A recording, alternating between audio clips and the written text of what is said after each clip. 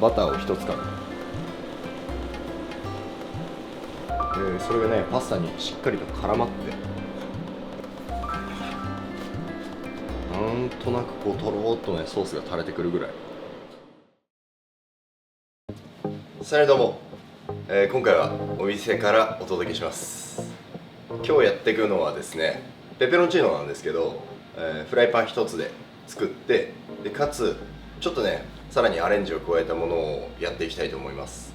アリオオリエペペロンチーノは基本的にオリーブオイルで作るじゃないですか。そこの基本軸は変わらないんですけど、そこに少しバターを加えていこうかなと思います。フランスのねエッセンスがちょっと混じってるような、そんなペペロンチーノです。香りだったり深みがね増すんで、さらにこう乳化しやすいですし、コクもプラスされると、なかなかいいことが多いんじゃないかと思って、実践してみます。名前としてはペペロンチーノとバターなんで、ペペバターみたいな感じですかね。これ結構いいんじゃない、ね、というわけでじゃあ早速やっていきましょう。まず基本の材料は同じですね。ニンニクちょっとね小ぶりなんで3つぐらい使いますか。このねニンニクの皮とかは乾燥してると抜群に剥きづらいんでね、玉ねぎとかもそうなんですけどね、そういう時は僕はたまに水で濡らしちゃったりしますね。そうするとねペロって剥けたりするんで、今回は意外と大丈夫だと。でみじん切りにしていきます。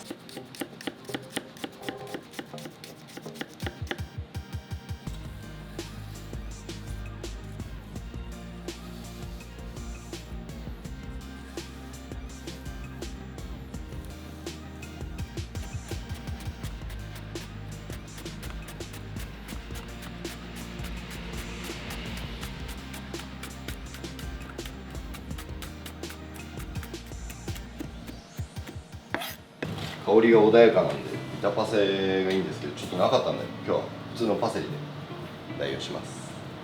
これはねあんまり細かくしなくていいですね。ざっくりで少し存在感が欲しいんでこんな感じですね。でペペロンチーノ、唐辛子はそのままの状態のものでも輪切りのものでもどっちでも大丈夫です。今回は輪切りのものにしようかなと思ってて、その方が見た目のね完成のイメージが近いんで。ということでもう大体ね準備はできてきてるんで、はい、ここから火を入れていきます。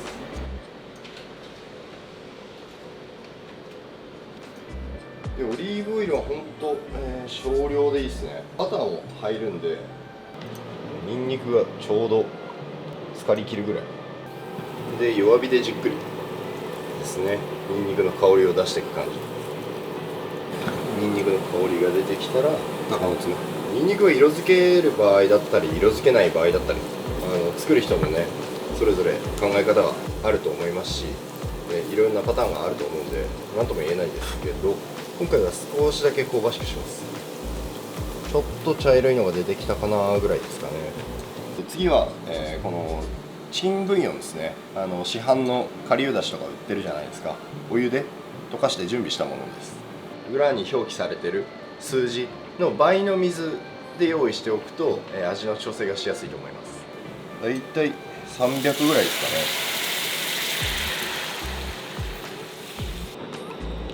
ね。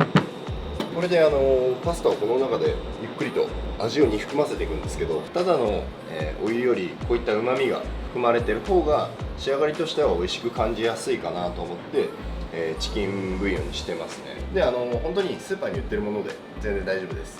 コンソメとかでもいいんじゃないですかね。パスタも加えます。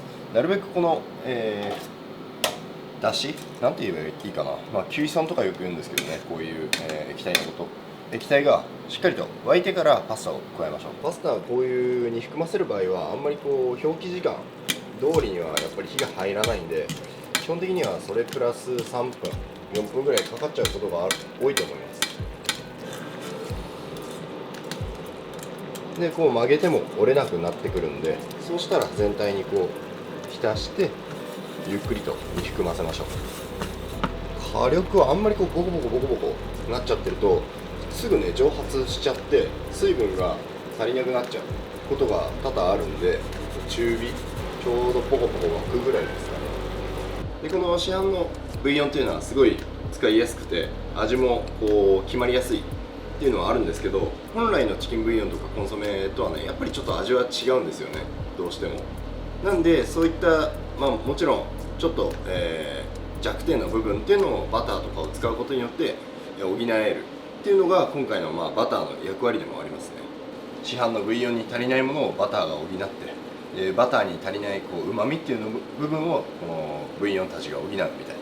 で水分が少し足りなくなってきたらまた少し足します。で足した時だけはやっぱりどうしても温度が一瞬下がるじゃないですか。なのでその時だけは強火にします。すぐ沸くんで、そうするとそしたらまた中火に戻す。こういうパスタで煮含ませるものっていうのは最初から全部入れると足りなくなることとかもあるんですよね。もしくはなんか全然余っちゃう時も、やっぱこの蒸発の仕方って一定じゃないんで、そういう意味合いもあるんでね、一気に全部入れないで少し最後足せるように取っておくとかした方がやりやすいと思います。僕はその方がやりやすいです。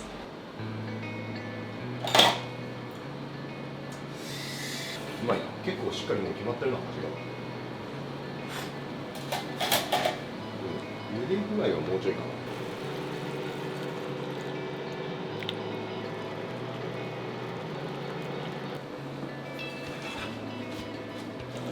でだいぶね火も入ってきたんで、パスタにここで、これぐらいのこのソース感というかブロードキュイソンなんて言ったらいいんだ、だしこれぐらい残ってるといいですね。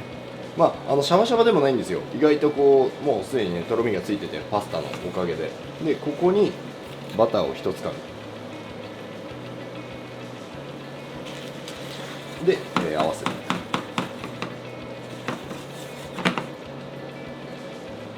ここでねもう一気にとろみが出るんで、このバターの力で、それがねパスタにしっかりと絡まってめちゃくちゃうまくなっていきますから。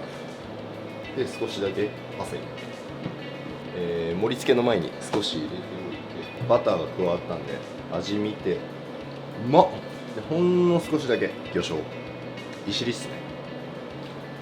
これでねバター好きな人は例えば1つかみバター足しても全然いいですし、加減っていうのはお任せしますけど、まずはちょっと控えめぐらいがいいですね。調整できるんで後から。いい感じ。ちょうどこのなんかソースっぽい感じがとろっと、なんとなくとろっとねソースが垂れてくるぐらい。これがね、これもうソースですよ。パスタとソース大事なんですね。フランス料理もそうなんですけどね、やっぱソースですよね。作るイメージっていうのは、いかに美味しいソースを作ってそこにパスタを絡めるか。じゃあ盛り付けいきます。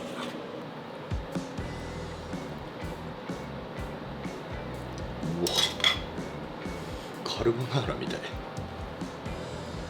ソースもしっかりかけましょう。また最後仕上げのパセリですね。